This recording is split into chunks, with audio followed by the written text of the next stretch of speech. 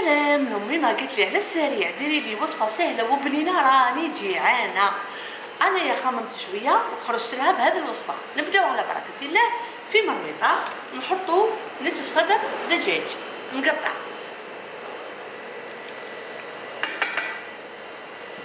نحطوا عليه حبه بصل متوسطه وثلاث سنات ثوم مرقيين،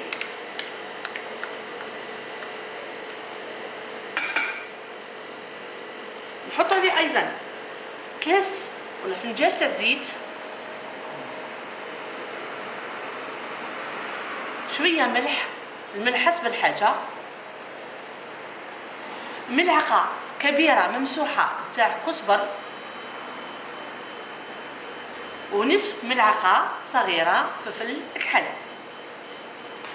نحطوا هذه المكونات فوق النار تتقلى. المرميطه راهي تقلات، بقى نمرطوها نديرو فيها اضراب تاع الماء فقط. بسم الله، ونخليوها تغلي. غلت المرميطه، دوكا نلوحو عليها رطل الجلبانه. الجلبانه هذه اللي تزرب الطيب هي الجلبانه الكونجلي مباشره هنايا، ونخليوها طيب. الدجاج والجلبانه بعد ما طابوا صفيناهم حطيناهم في المول تاع الفرن. المرقه اللي بقات حطيناها في طاس، راح نزيد عليها كاس كريم فريش، الكاس الجزائري طبعا. نزيد عليها 4 قطع فرماج بورسيون، 4 قطع، ونبدا نضرب بالبرا ميكسر.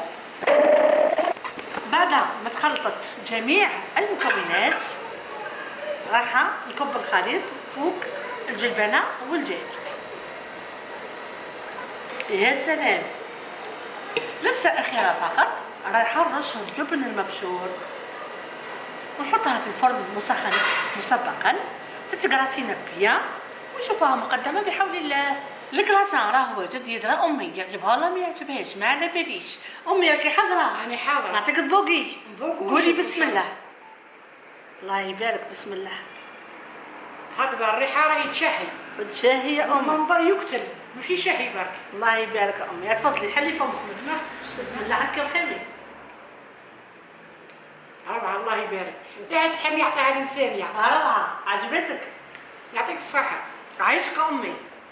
هذه هي وصفه منها فيها ما شاء الله عليها. ان شاء الله تجربوها وديروها وتردوا لي في التعليقات. الى هنا خليكم على خير، ولا حبيتوا تشتركوا معنا صفحه تاعنا واسمها وصفات امزك. امزك.